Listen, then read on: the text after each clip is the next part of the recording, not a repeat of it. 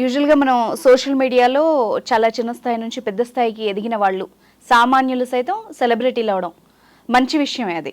But కొందరు అదే పేరు వచ్చిన తర్వాత కొన్ని వివాదాలు ఎదుర్కోవడం మనం ఇప్పుడు చూస్తున్నాం. ప్రజెంట్ హర్ష సాయి కానీ, గతంలో షణ్ముఖ్ కానీ, ఇప్పుడు జానీ మాస్టర్ ఇష్యూ కానీ, వీళ్ళందరూ కూడా ఒక స్థాయికి వెళ్ళిన తర్వాత వివాదాలు వాళ్ళని చుట్టుముడుతున్నాయి.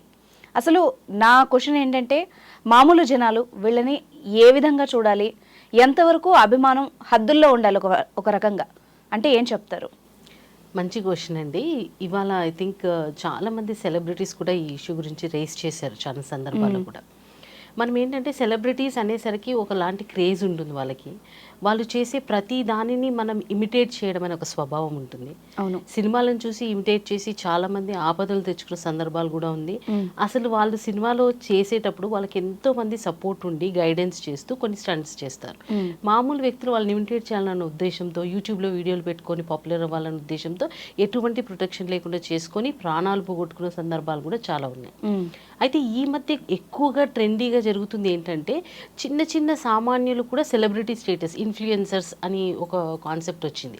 సో ఈ ఇన్ఫ్లుయెన్సర్స్ అన్న కాన్సెప్ట్లో ఏమవుతుందంటే, వీళ్ళు మేబీ బిగ్ బాస్ లాంటి షోలలో పాపులర్ అయిన షణ్ముఖ్ కానివ్వండి, లేదంటే వేరే సోషల్ మీడియా ప్లాట్ఫామ్స్ ద్వారా పాపులర్ అయిన హర్ష సాయి లాంటి వాళ్ళు కానివ్వండి, బాగా ఒక రోల్ మోడల్స్ లాగా అయిపోతున్నారు చాలామంది యూత్కి. Because one thing is there young, same age group లో ఉంటున్నారు, చాలా అగ్రెసివ్ గా మాట్లాడగలరు, అట్రాక్ట్ చేయగలరు. వాళ్ళు ఏది చేసినా వీళ్ళు వెంటనే అటెన్షన్ గ్రాబ్ అయిపోతుంటుంది. పిల్లలు వీటన్నిటిని మోటివేషన్ గా తీసేసుకుంటున్నారు.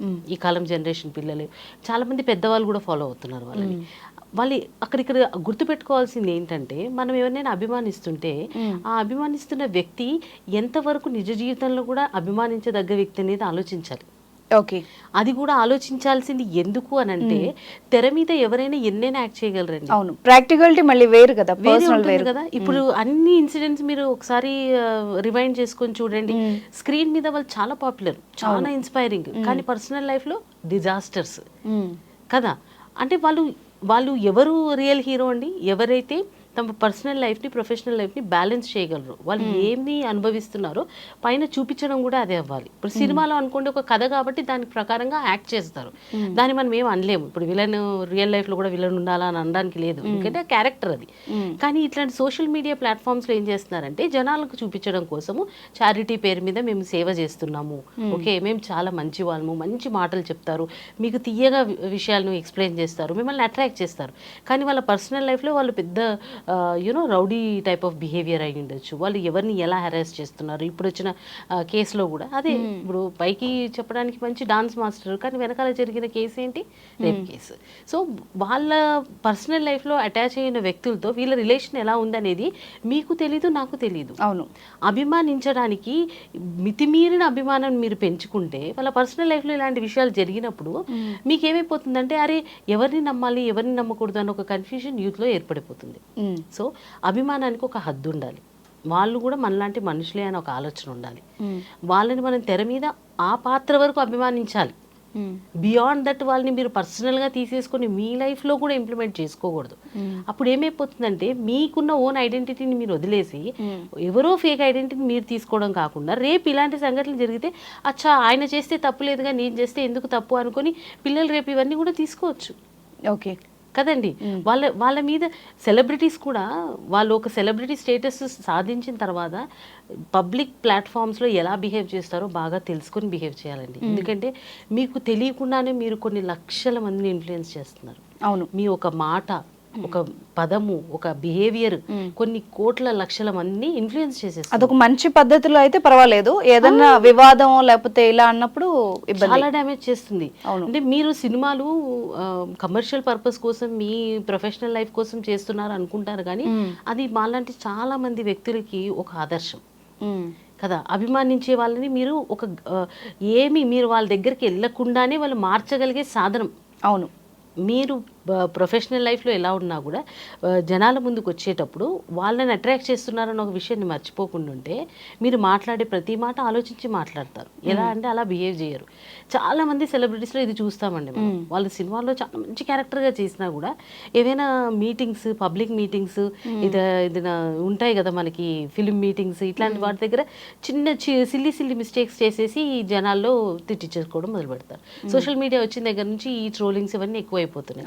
సో వాళ్ళ క్యారెక్టర్ ఎట్లాంటి ఇవన్నీ అసాసినేషన్స్ ఇవన్నీ కూడా జరుగుతున్నాయి. సో మనము ఒక కైండ్ ఆఫ్ జోన్లో ఇప్పుడు ఉన్నాం. ఆ జోన్ ఎంత సెన్సిటివ్ అంటే మనకు తెలియకుండానే ఎన్నో వేల మెసేజెస్ ఎవ్రీడే ఒక్కొక్కరు డిరైవ్ చేసుకుంటున్నారన్న విషయం సెలబ్రిటీస్ గుర్తుపెట్టుకోవాలి.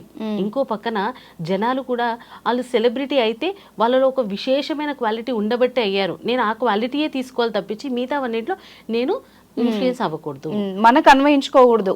అదంతా మీరు నచ్చింది, నటన నచ్చింది, వాళ్ళ మాట విధానం నచ్చింది, వాళ్ళ పాట నచ్చింది, వాళ్ళ డైలాగ్ నచ్చింది, అభిమానించండి, దాన్ని ఇమిటేట్ చేయండి, నలుగురిని మీరు ఎంటర్టైన్ చేయండి.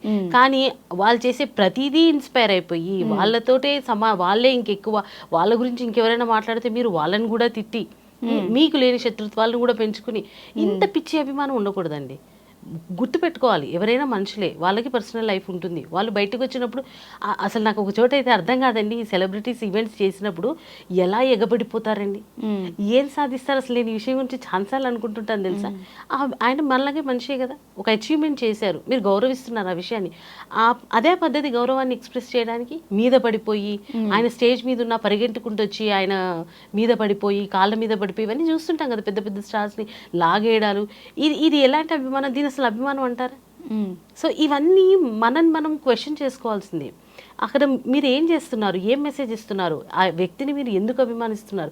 అభిమాని అంటే మనం అభిమానించిన వ్యక్తి ఇంకా ఎదగాలన్నట్టుగా చూడాలి తప్పించి ఇట్లాంటివన్నీ చేసి వాళ్ళని ఇబ్బంది పెట్టి వాళ్ళని మనం చూస్తే అరిచేలాగా, వాళ్ళు మనం చూస్తే వాళ్ళ సెక్యూరిటీ వాళ్ళు మనం తోసేసేలాగా ఇది అభిమానం అనిపించుకోదండి, దాన్ని పిచ్చే అంటారు. ఇట్లాంటివి చేష్టలు మానేసి డిగ్నిఫైడ్గా వాళ్ళని ఎందుకు అభిమానిస్తున్నారు, మీరు అభిమానించడానికి గొప్ప కారణం ఏంటి అనేది మీకు తెలియాలి. కేవలం వాళ్ళు ఎంతవరకు మిమ్మల్ని ఇన్స్పైర్ చేస్తున్నారో అక్కడి వరకే లిమిట్ చేసుకోవాలి.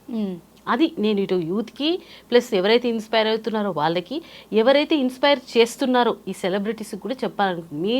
మీ లైఫ్లో ఇట్లాంటి ఇన్సిడెంట్స్ ఉన్నప్పుడు మిమ్మల్ని మీరు సపోర్ట్ చేసుకోవడానికి, ఈ విషయాల నుంచి తప్పించుకోవడానికి ఎవరిని మభ్యపెట్టద్దు. నిజం ఏదైతే ఇప్పుడు చూడండి, జైలుకి వెళ్ళిన వాళ్ళందరూ జైలు ప్రొసీజర్స్ ఫాలో అవ్వాల్సిందే.